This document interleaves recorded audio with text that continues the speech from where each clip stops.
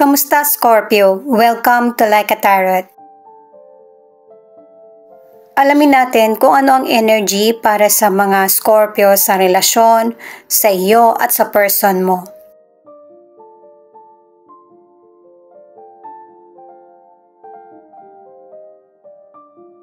Itong unang card ay patungkol sa father.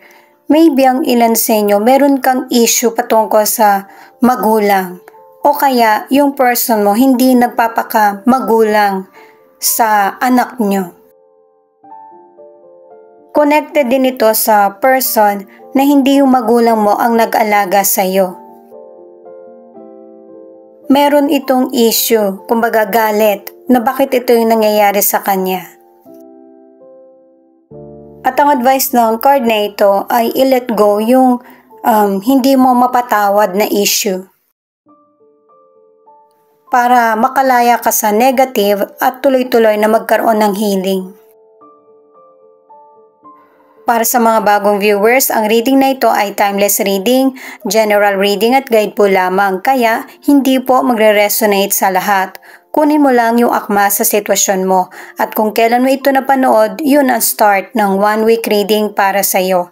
Ikaw na bahala magpalit kung si person mo ito o ikaw.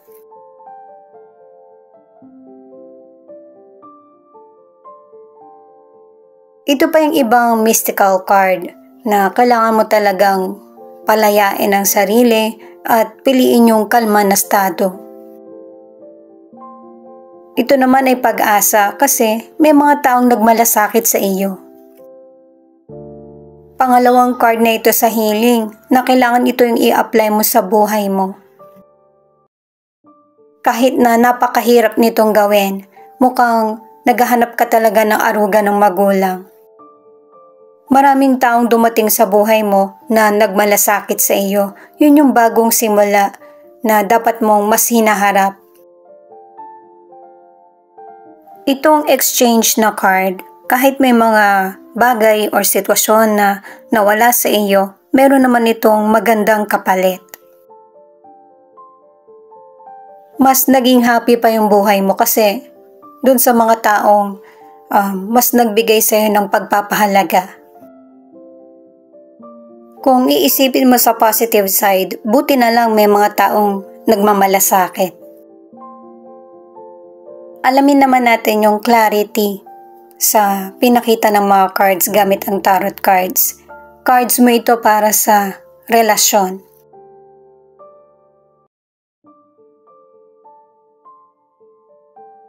Page of Swords, Five of Cups, at Page of Cups.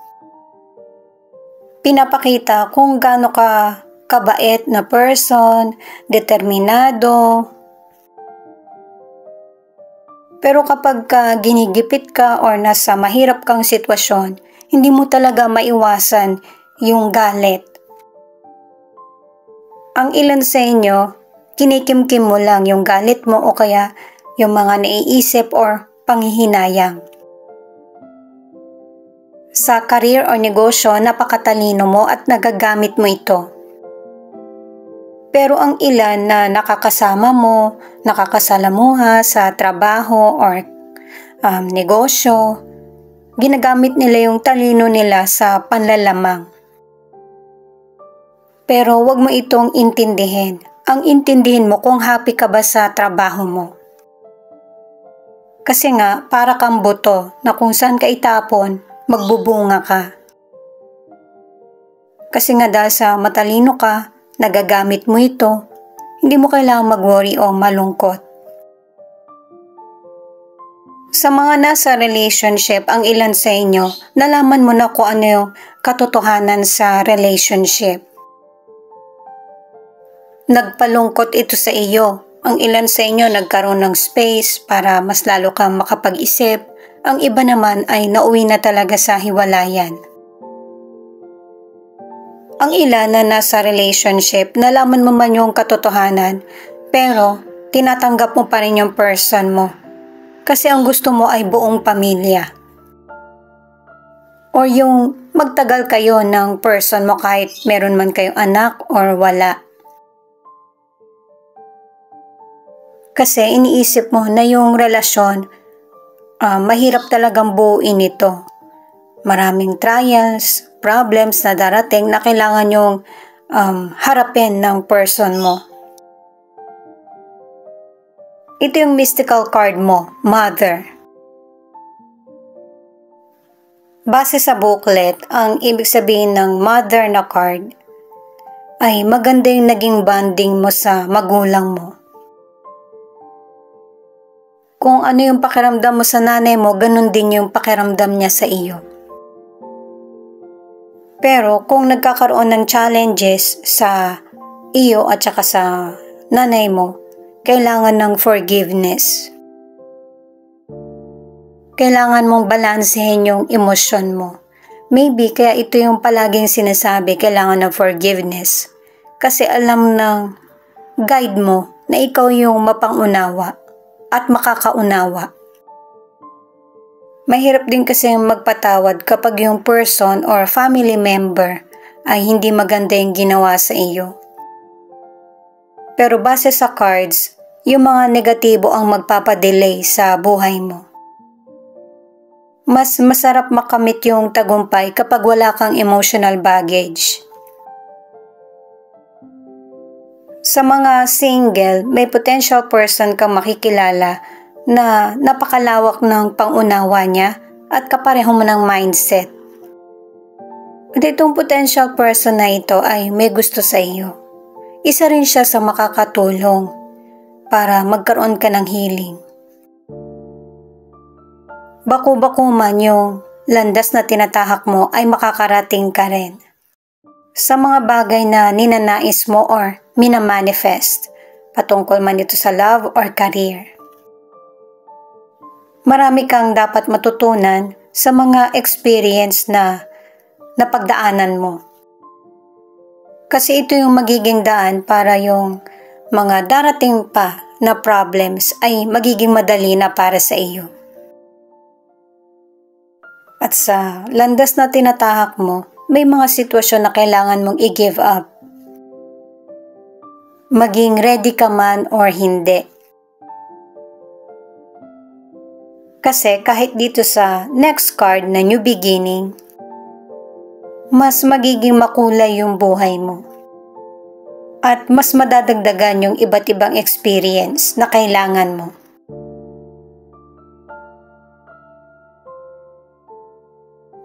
Itong next card naman, na intimacy, merong bagong darating sa buhay mo, pwedeng new love or bagong hobby.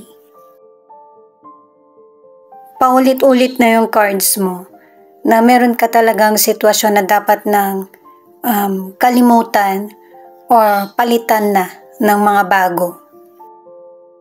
Idea man ito or feeling, gusto ng guide mo na positive ang harapin mo.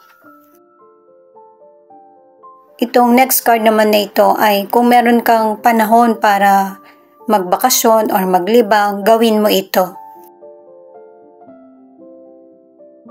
Para sa mga nasa relationship, ang ilan sa inyo nagkaroon man ng problem ang relasyon nyo, ay sinisikap nyo na maayos ito.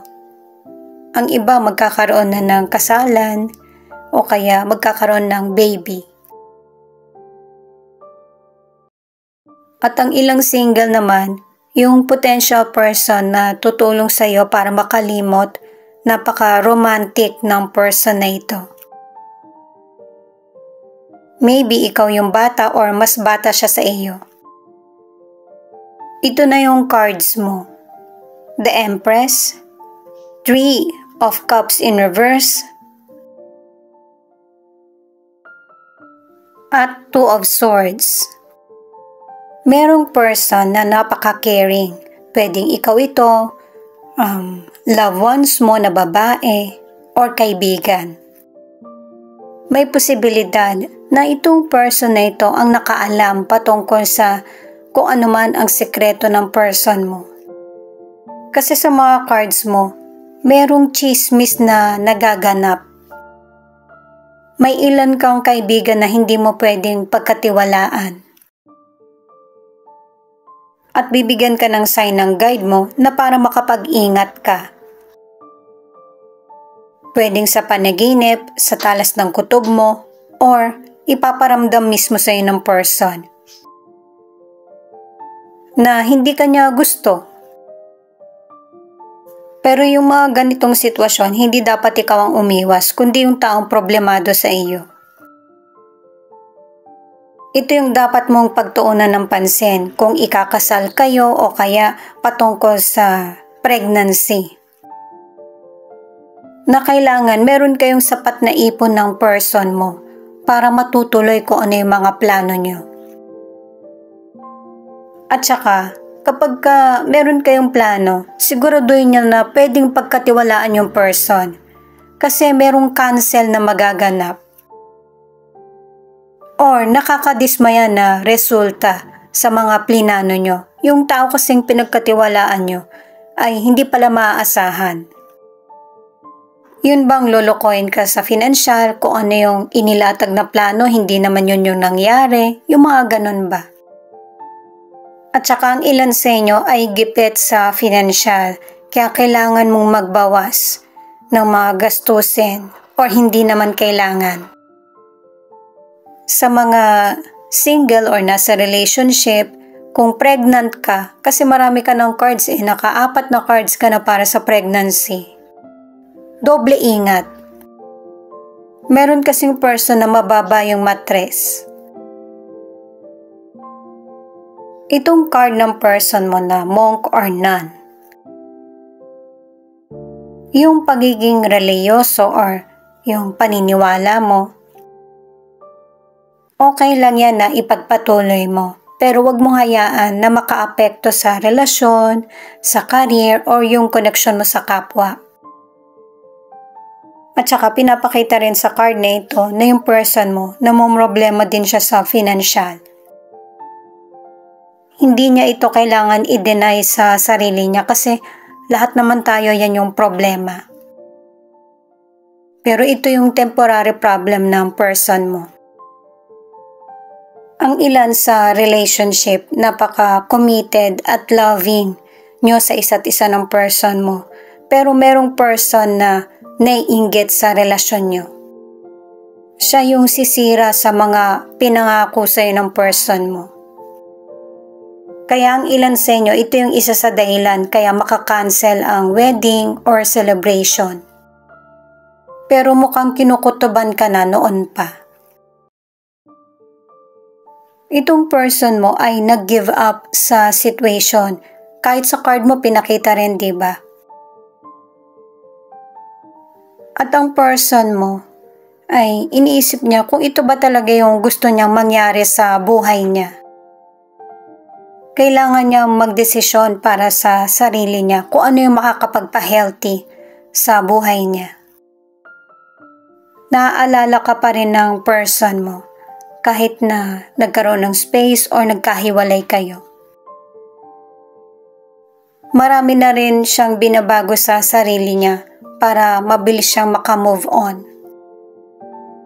Pero mahirap itong takasan kasi kahit gawin niya ito, maririnig niya, makikita niya yung mga meron kayong memories. At saka pakiramdam ko sa cards ng person mo, ikaw yung mahal niya. Ang ilang single naman ay sinusubukan mong makipag-date. Magkakaroon ka ng karelasyon pero panandalian lang ito. Kasi anuman ang gender mo, wise ka, malakas yung kutob mo na kapag yung person ay hindi nagfo-focus sa'yo, merong something. At tumatama yung kutob mo. The Devil, 8 of Pentacles, at Ace of Swords. Pinapakita sa cards ng person mo na may mga pangako siyang hindi tinupad. At saka, kumbaga, minamanipula niya yung relationship niyo. At ang gusto ng person mo ay yung manatili sa kung ano yung nasimulan niyo. At saka, kailangan ng pag-iingat ng person mo. Nakadalawang cards na kasi na maybe merong taong galit sa kanya. Pero pinapakita rin sa cards na merong person na siya yung minamanipula. Meron ding pang-blackmail na nagaganap. Kumbaga, panakot sa kanya para siya yung sundin ng person mo. Sa kalusugan, itong tatlong cards na ito ang nagsasabi na iwasan na yung addiction, magkaroon ng balance, at saka moderation. Para mapapanatili mo na healthy ang pangangatawan mo. Magkasakit ka man, mabilis itong gumaling. Kasi may warning na card ka na kung pababayaan mo yung sarili mo, biglaan yung surgery. Sa mga single, may potential person ka makikilala na pareho kayo ng mindset. Naka-2 cards ka na. At itong person na to, mabuting kaibigan lang. Hindi siya mabuting karelasyon. Mauhuli mo din kung ano yung mga maling gawain ng potential person na ito. 3 cards na yung nagsasabi niyan. Alamin muna natin yung bottom of the deck. Ito yung card mo. 9 of Cups.